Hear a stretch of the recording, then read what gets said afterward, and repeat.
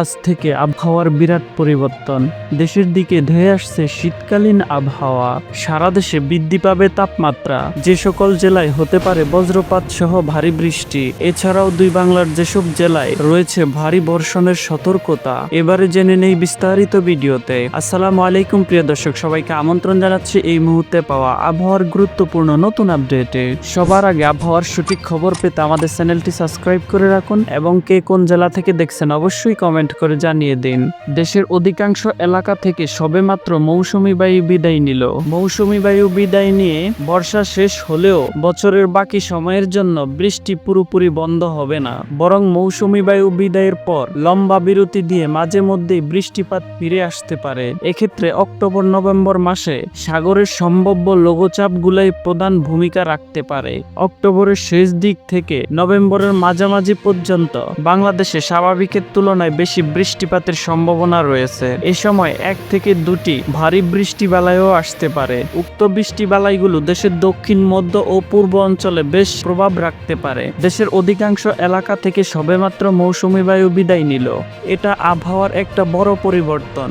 আর্দ্র বাতাসের স্থানে শুষ্ক বাতাস প্রবেশ করছে। এ অবস্থায় আপনার এলাকায় দিনে গরম পড়লেও রাতের তাপমাত্রা বেশ কমে যেতে পারে। ফলে দিনে ও রাতে সর্বোচ্চ ও সর্বনিম্ন তাপমাত্রার ব্যাপক তারতম্য সৃষ্টি হচ্ছে। স্বল্প সময়ে তাপমাত্রার এত তারতম্যের ফলে অধিকাংশ মানুষ আবহাওয়া পরিবর্তনজনিত কারণে নানা ধরনের রোগে আক্রান্ত হচ্ছে। পুরোপুরি শীত আসার আগ পর্যন্ত এই অবস্থা চলতে পারে দেশের উপরে। তাই আপনারা এই সময়ে একটু সতর্ক থাকবেন। আবহাওয়া সবচেয়ে বেশি পরিবর্তন পরিলক্ষিত হবে রংপুর ও রাজশাহী বিভাগের সকল জেলায় এবং চুয়াডাঙ্গা, মেহেরপুর, ঝিনাইদহ, কুষ্টিয়া, শেরপুর ও এর পার্শ্ববর্তী এলাকায়। দেশের উপকূলীয় এলাকায় স্বাভাবিক থাকতে পারে। দেশের বাকি এলাকায় মৃদু ভাবাপন্ন আবহাওয়া বিরাজমান থাকতে পারে। আগামী 19 অক্টোবর হতে 25 অক্টোবর পর্যন্ত আবহাওয়া পুনরায় পরিবর্তন হতে পারে। দেশের মধ্য ও দক্ষিণ পূর্ব এলাকায় বিক্ষিপ্তভাবে বৃষ্টির সম্ভাবনা রয়েছে ও দেশের অধিকাংশ এলাকায় রাতের তাপমাত্রা কিছুটা বৃদ্ধি পেতে পারে।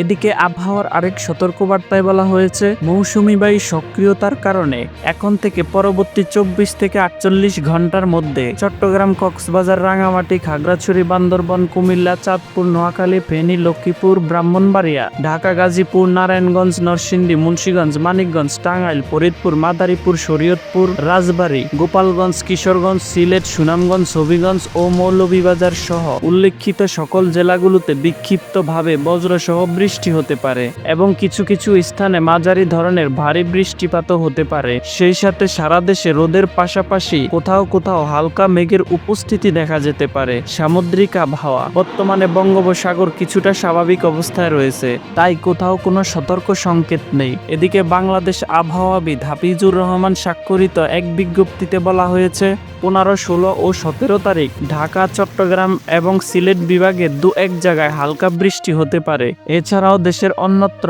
আংশিক মেঘলা আকাশ সহ আবহাওয়া প্রধানত রৌদ্র উজ্জ্বল থাকতে পারে। সারা দেশের দিনের তাপমাত্রা প্রায় অপরিবর্তিত থাকতে পারে এবং রাতের তাপমাত্রা সামান্য বৃদ্ধি পেতে পারে। তো প্রিয় দর্শক, এ ছিল আমার হাতে থাকা আবহাওয়ার কিছু আপডেট। নিয়মিত আবহাওয়ার সঠিক খবর পেতে আমাদের চ্যানেলটি সাবস্ক্রাইব করে আমাদের সঙ্গেই থাকুন। ভিডিওটি দেখার জন্য আপনাকে অসংখ্য ধন্যবাদ।